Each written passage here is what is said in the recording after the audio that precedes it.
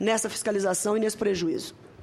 Obrigada, senadora. Em primeiro lugar, gostaria de registrar que é uma honra para a CVM estar presente nessa audiência pública para prestar todos os esclarecimentos necessários e relativos à atuação da autarquia. O presidente Leonardo gostaria muito de estar presente aqui pessoalmente. Infelizmente não pôde, por absoluta impossibilidade de agenda, em razão de um evento internacional que está sendo realizado no Rio de Janeiro e já marcado há mais de 6 meses, um evento sobre educação financeira que está recebendo diversos presidentes de outras comissões de valores mobiliários pelo mundo, e ele, infelizmente, não pôde estar presente. Ele chegou a cogitar de solicitar a Vossa Excelência o adiamento da audiência, porém, compreendendo a urgência e a relevância do caso e os objetivos dessa audiência, considerando, inclusive, que eu fui a pessoa, no âmbito da CVM, que coordenou a atuação conjunta da autarquia com a Polícia Federal, ele entendeu por bem me indicar para estar aqui para auxiliar no que for necessário. E também preciso parabenizar a iniciativa de Vossa Excelência. É um assunto que afeta não apenas o Estado de Tocantins, mas todo o país. O país precisa de uma cultura de formação, de poupança, de longo prazo, e os regimes próprios de previdência social vem justamente nessa linha, e eu gostaria, então, de prestar aqui, em relação à CVM, os esclarecimentos a respeito do seu âmbito de competência em todo esse processo. Antes de analisar especificamente a atuação da CVM em relação aos fundos de investimento, eu gostaria de fazer uma brevíssima exposição sobre os fundamentos da regulação do mercado de capitais no Brasil. A lei brasileira, que é a Lei 6385, de 76, ela é uma legislação nitidamente inspirada na legislação norte-americana, que foi erigida no início da década de 30 do século passado, logo após a quebra da Bolsa de Nova York, em 1929.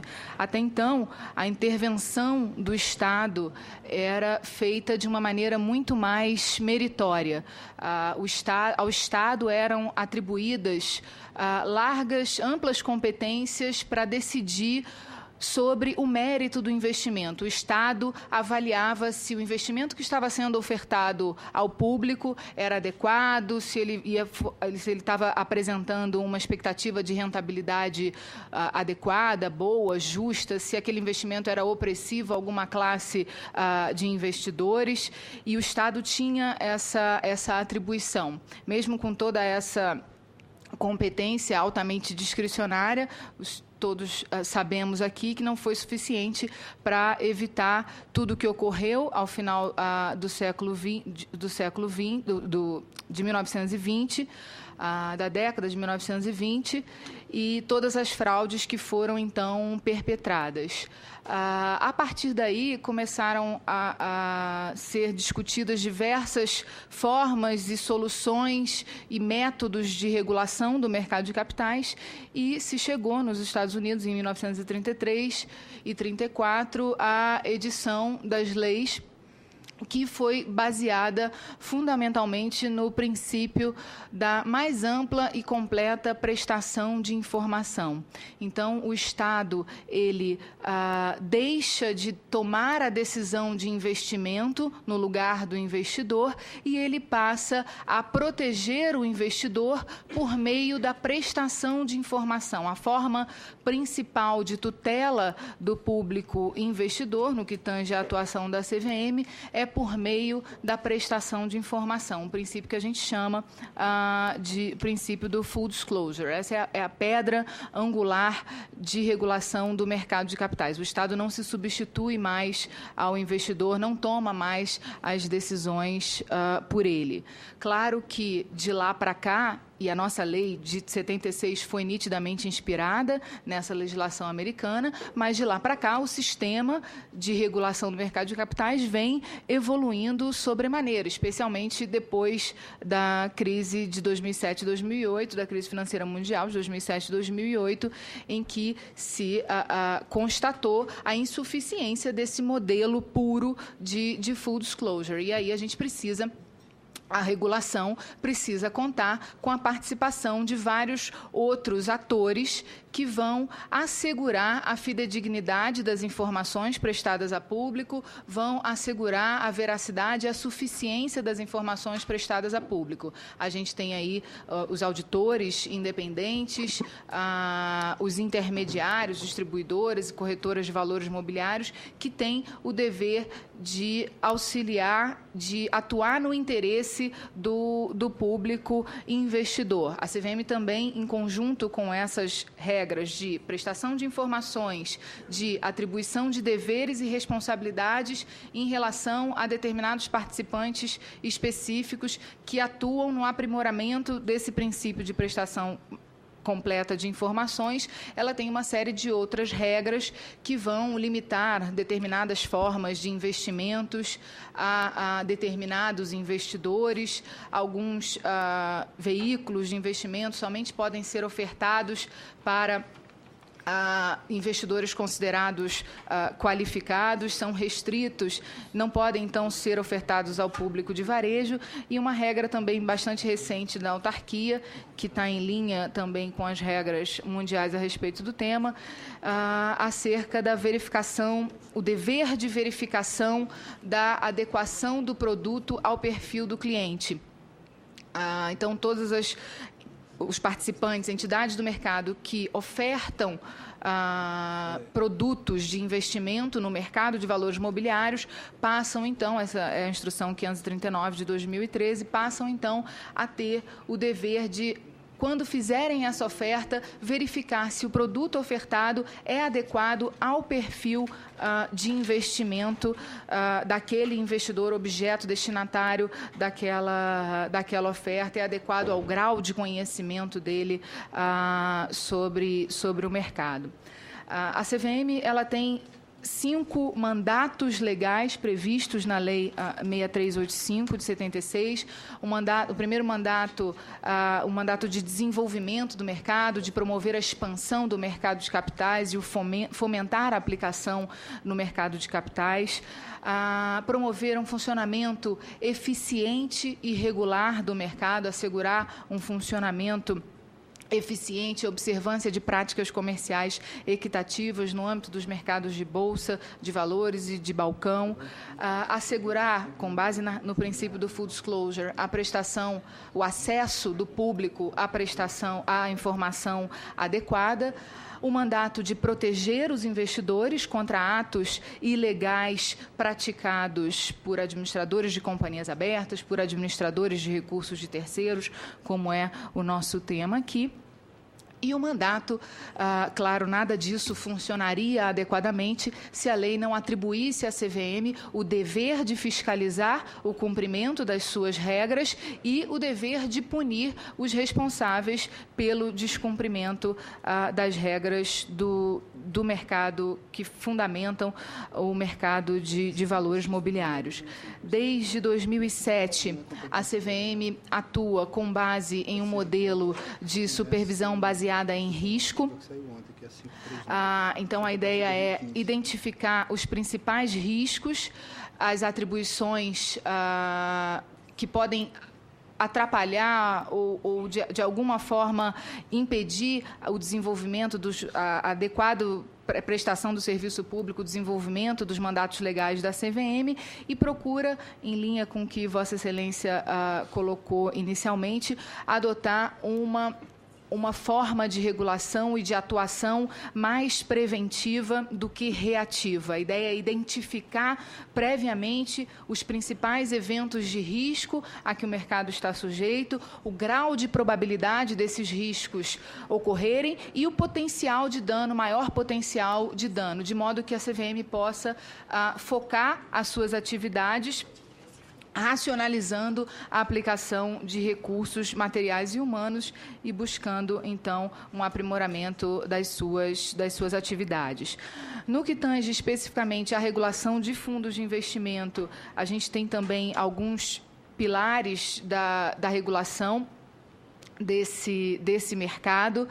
A transparência sempre é a pedra angular, como disse, da regulação no mercado de capitais, que vai instruir e facilitar a tomada de decisão por parte dos investidores, vai facilitar a supervisão, vai possibilitar uma supervisão pelos pares também, os demais participantes do mercado se supervisionando o tempo todo. O registro obrigatório de todos os fundos de investimento. Hoje, a gente tem mais de 13.500 fundos no Brasil, são mais de 2,5 trilhões de reais em volumes de recursos administrados e mais de 11 milhões de cotistas no Brasil. Todos esses fundos, para funcionarem, precisam estar registrados na CVM e prestar diariamente, e aí a instrução CVM número 409 vai estabelecer regras de prestações de informações periódicas, diárias, mensais, anuais, trimestrais, para... Doutora, quantas pessoas para fiscalizar tudo isso? A CVM hoje tem cerca de 600 funcionários, senadora, incluindo... 600, né? Incluindo analistas, inspetores, agentes executivos e procuradores que atuam na autarquia. Certo. Eu gostaria que, se a senhora me permite, ir direto ao assunto. O caso da BVA. Onde é que estava esse anjo da guarda que se diz, com tantas prerrogativas, como a senhora acabou de dizer, aonde que estava no momento das aplicações do IGPREV, especialmente no BVA?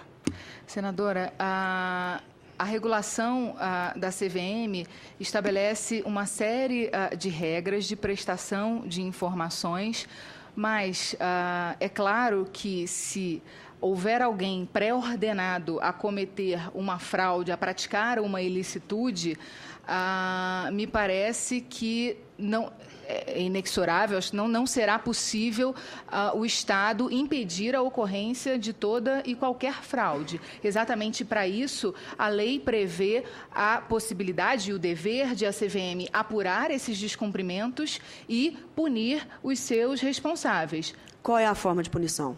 A Lei 6385 prevê penas que vão desde a advertência, passando por multa, até a inabilitação para atuar no mercado por até 20 anos. Já estão em andamento na CVM as investigações relacionadas à Operação Miquéia. Se Vossa Excelência me permitir tecer alguns comentários especificamente à participação que a CVM teve nessa operação. A CVM, desde 2010, ela tem um acordo de cooperação com a Polícia Federal. Em 2008, ela celebrou um acordo de cooperação com o Ministério Público Federal.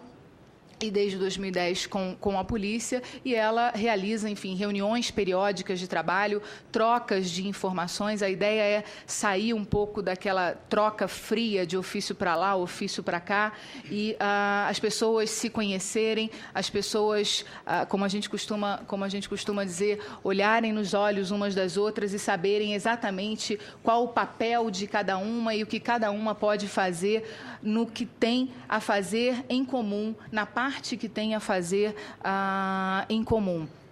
No que tange à Operação Miquéias, eu especificamente já vinha auxiliando a doutora, já tive algumas trocas de informações com a doutora Andréia, que foi a delegada responsável pela operação.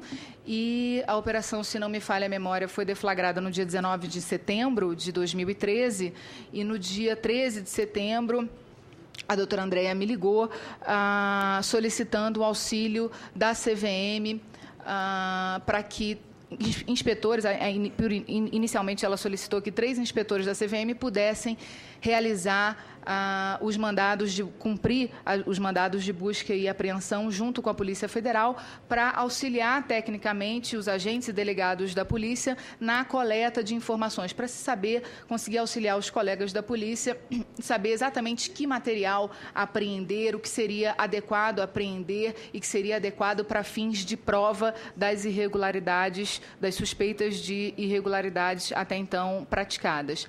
A CVM, ciente dos seus deveres e da importância dessa operação, disponibilizou 5 inspetores que foram, junto com a Polícia Federal, dar cumprimento aos mandados de busca e apreensão que foram realizados em instituições participantes do mercado, em instituições registradas na CVM. Fizemos reunião de trabalho para que a Polícia Federal pudesse nos explicar a operação e o que ela estava investigando e qual o papel que a gente poderia desempenhar nesse trabalho. E, depois do cumprimento desses mandados, agora o material... Ainda a CVM já tem acesso ao material, ou pelo menos a grande parte do material que foi coletada, ainda estão sendo realizadas perícias, são uma quantidade muito grande de cópias de HDs dos computadores de todos esses participantes do mercado, e a CVM está agora realizando diversas investigações para apurar a participação, o grau de participação de cada um desses atores no âmbito do mercado de capitais. Em relação à parte de eventual corrupção de agentes públicos e relacionadas especificamente aos institutos de previdência estadual ou municipal, a CVM, a priori, não tem essa competência, mas está atuando especificamente no que tange ao mercado de capitais. E, claro, embora ela não tenha competência direta em relação à fiscalização, por exemplo, das normas do Conselho Monetário Nacional, que estabelecem os limites de aplicação para os fundos de previdência, há uma estreita coordenação entre a Comissão de Valores Mobiliários, a Secretaria de Políticas de Previdência Social. Em 2011, por convite da então presidente da CVM, a SPPS foi convidada a integrar o COREMEC, que é o Conselho de Regulação e Fiscalização dos Mercados Financeiros de Capitais, Seguro, Previdência e Capitalização. Então, esse órgão, ele congrega CVM, Banco Central, SUSEP e Previc. E, a partir de 2011, a Secretaria de Políticas de Previdência Social passou a integrar o comitê e vem tendo reuniões de trabalho periódicas e treinamentos conjuntos com a CVM. Doutora, se me permite,